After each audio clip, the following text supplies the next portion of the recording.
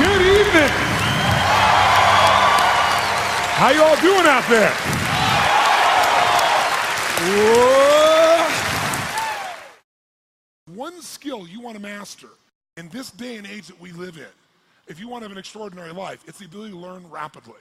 Because today, there is more opportunity to do more things, learn things, create things, experience things than any time in human history.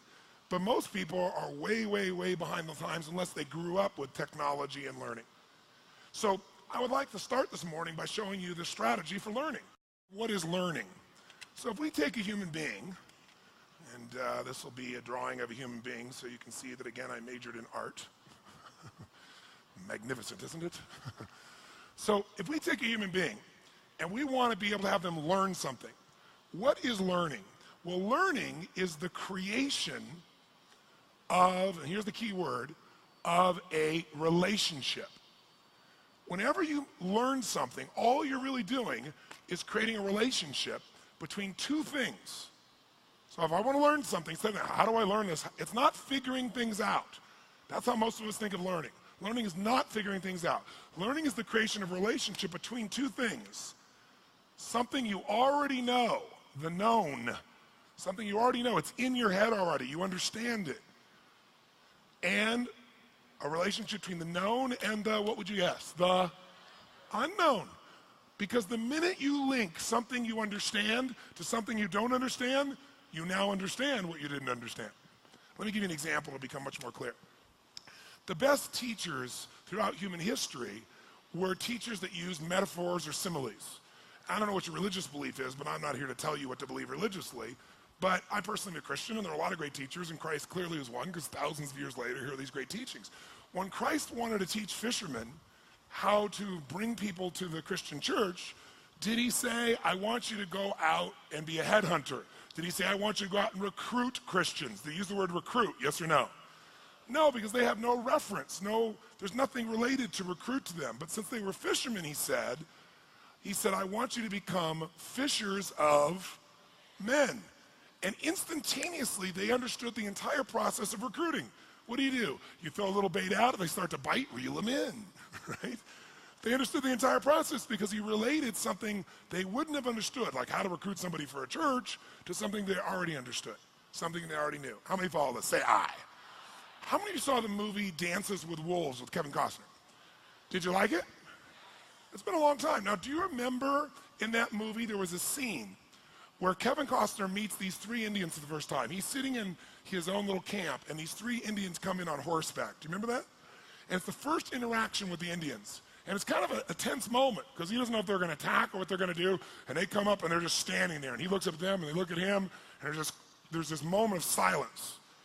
And all of a sudden, the Indian goes, ha, ha. And he searched 10 million files and goes, nope, no knowns in there. Right? And the other Indian goes, oh, so ha, ho, ya, man, na, no, ho, ya, ma, ha. And he's like, I don't know, right? So he says, well, hello, how are you? And they hear, they search their files and find nothing. So then he does something really smart. He starts doing this. He bends over like this, takes his fingers like this, and he starts moving his leg like this. It goes, buffalo, buffalo, buffalo. And the one Indian looks at the other Indian and goes, he's been drinking too much firewater. Remember? And the other Indian goes, no. And he goes, buffalo, buffalo. And the one other Indian, he goes, And he puts his fingers up like this, doesn't he? And he goes, tatunga, buffalo, tatunga, buffalo, tatunga, buffalo, tatunga. What happens? He now knows tatunga is, and they know buffalo is. Immediately there's learning, because he figured a way to get across something they both knew, they'd both seen on the plains, and linked to something they didn't know, tatunga or buffalo, depending upon their life experience. Now, whenever you don't learn, it's because someone is trying to teach you in a different way. And the different way is, I was a good student in school. I liked learning. Until I got to junior high school, where I liked all subjects until I got to there, when math became algebra, geometry, and trigonometry. Because when I got there, I totally hated it. So I had no motivation to really learn it. And with no drive to learn something, you don't. But then secondly, since I wasn't driven, it was also the class that usually had the most homework. And if you didn't end the homework and you came in the next day, it was like being in a foreign language class. The hypotenuse of X, Y, Z over, and all I'm hearing is, oh, yeah. My brain's searching, going, don't know what that is. So then I would raise my hand to ask a question, which is not a good thing to do in that environment. So I'd say, well, what is a hypotenuse? And they go, oh, that you don't know? That's really like you don't know. So if you want to learn something, if you're not learning, it's not that you're not smart. It's not that you can't figure it out. It's that the person is explaining it using references you don't have. So I've learned things like quantum physics. I've learned things like nuclear power from physicists. I'll say, okay, explain to me how that's like an orange, right? How's that at least like a solar system? Something I understand. And sure enough, once they make that linkage, you got it. You understand the relationship, you understand what things are. So this morning, I want to share with you strategies, but I'll do it by using more of a known. So why don't you write down strategies real quickly as the definition was given to us when I was learning. A strategy is a set of neurological impulses organized into a specific syntax which shapes emotional, biochemical, behavioral responses to such an extent that the stimulus response is consistent. That's how they described us what strategies were. And so we were lost about halfway through the third sentence. And so what happens is when you can't figure it out, then you go in your head, you go, I can't figure it out, what does he mean, what's going on? And then you're gone because you get out of state of being able to learn. So that's why it took 4.5 days. So I'll give you a simpler definition. A strategy is nothing but a specific way of organizing your resources. It's a specific, underline specific, it's very important, it's a specific, it isn't general. A very specific way of organizing your resources in order to, keyword, consistently get a very specific result. So it's a specific way of organizing your resources in order to consistently, not once in a while, consistently get the result you want. Now, what is a resource? Well, it depends on the environment you're using a strategy in. Is time a resource, yes or no? For getting the results you want in your life, yes or no? Is human emotion a resource? Yes, if you use anger, are you going to get different results than if you use joy? Is your physiology a resource for creating that emotion, yes or no? What about the pictures you make in your head? Is that a resource?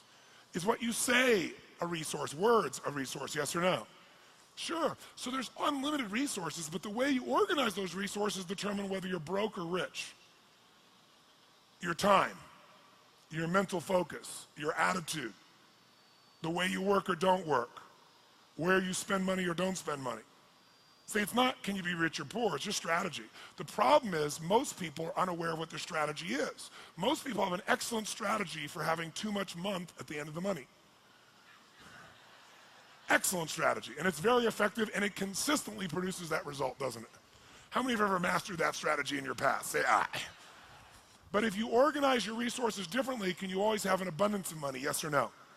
Sure can, but it starts with the resources, what's going on here and here, because that's what determines all your other behavior. If we change your mental and emotional pattern, it'll change the way you earn, it'll change the way you spend, it'll change the way you do everything. So the ultimate strategies are mental and emotional, because they shape everything else. See, if you're fit or fat is a strategy. You may not be doing it consciously, but there's some way you specifically organize what you eat, when you eat, how much you eat, whether you move or not, how you move, how you sleep. See, all those things determine whether you're fit or fat, whether you've got low energy or high energy. Are there specific ways of organizing your resources, of what you focus on, what you breathe, how you feel, how you move, how you eat, that will consistently cause you to have low levels of energy, or even better, are there strategies of dis-ease, that if you consistently do this, you can count on having disease in your body, yes or no? Are there strategies of energy and health, yes or no? We're going to focus on those tomorrow. So there are strategies for anything. Are there strategies for having consistent passion and love in an intimate relationship, do you think, yes or no? And are there strategies that will cause you to constantly be pissed off or sad? Yes, focusing on yourself as a focus tool is an example.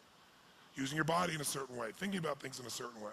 So anything you've ever done, almost everyone in this room, who here has ever had a relationship for some period of time, even a day, where it was magnificently fulfilling and exciting for you and the other person? Say aye.